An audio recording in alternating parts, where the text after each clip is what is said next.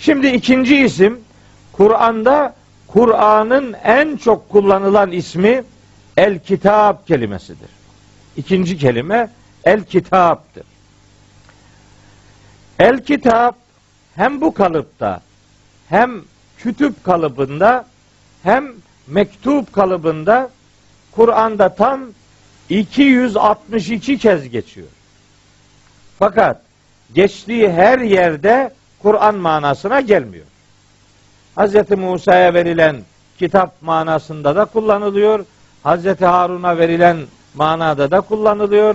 Hz. İsa'ya verilen de bütün peygamberlerle ilgili verilen ilahi mesajlar anlamında kullanılıyor. Fakat yoğunlukla Hz. Muhammed'e indirilen ilahi mesajlar anlamında kullanılıyor El-Kitap kelimesi. Peki ne demek? İlahi mesajlara El-Kitap denmesinin anlamı nedir? El-Kitap kelimesinin Kur'an kelimesiyle mana bağı nereden geliyor? Şimdi kitap kelimesi yan yana dizmek, bir bütün oluşturmak gibi kök manadan geliyor kitap kelimesi. Harfleri yan yana getiriyorsunuz, cümleler oluyor. Cümleleri yan yana getiriyorsunuz, bir bütün oluyor. O bütünün adına kitap deniyor.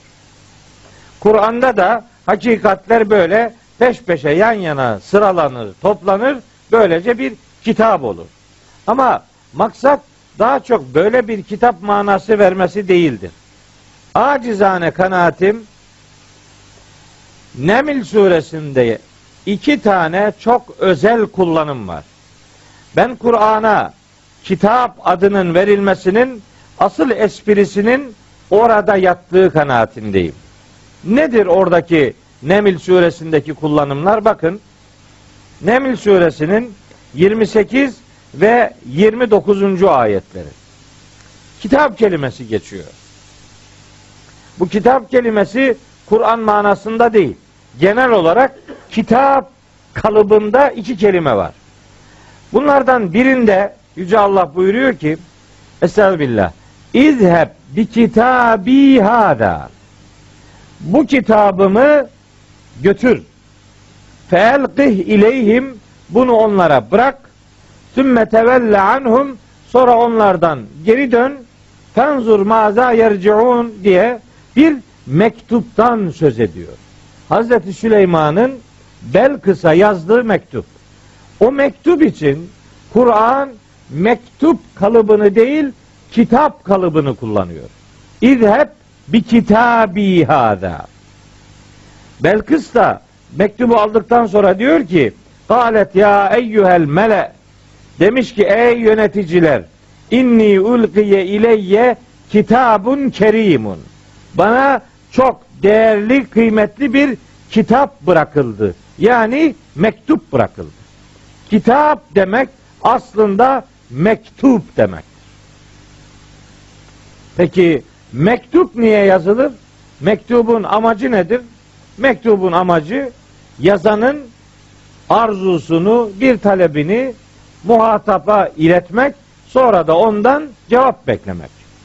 Mektup bunun için yazılır. Kur'an-ı Kerim Allah-u Teala'nın insanoğluna yazdığı son mektubudur. Kur'an son mektuptur. Artık Rabbimiz insanoğluna bir daha mektup göndermeyecektir. Yakınlarımızdan aldığımız mektuplar bizi nasıl heyecanlandırıyor ise onlarla mukayese kaldırmayacak şekilde Rabbimizden gelen mektuba itibar etmek durumundayız. O mektubu alacağız, mektubu açacağız, mektubu okuyacağız, mektubu anlayacağız, mektupta söylenenleri uygulayacağız, sonra da mektubun sahibine cevap yazacağız. Bizim cevabımız yeni bir yazı kaleme almayla değil, hayatımıza uygulayarak cevabımızı Allah'a göndereceğiz. Bu mektuba vereceğimiz cevaplar amellerimizden oluşacak. Amellerimiz cevaplarımız olacak. Rabbimiz bize son mektubunu göndermiş ve bizden, ama her birimizden cevap beklemektedir. Cevabımız duyarlılığımız olacak. Cevabımız amellerimizden oluşacak. Onun için Kur'an'a kitap veya el kitap denmesinin acizane kanaatim odur ki sebebi budur. Cevap bekleniyor bizden.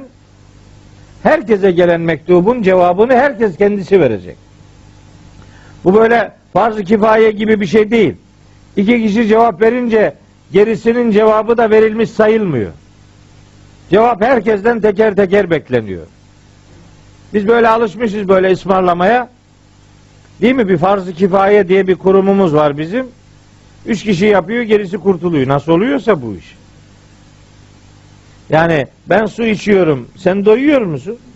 Yok. Doyman için senin de su içmen lazım. Benim içmem seni doyurmaz. Nasıl oluyor da ben yapıyorum sen de yapmış sayılıyorsun. Öyle bir şey yok. Herkes kendisi yapacak bu işi.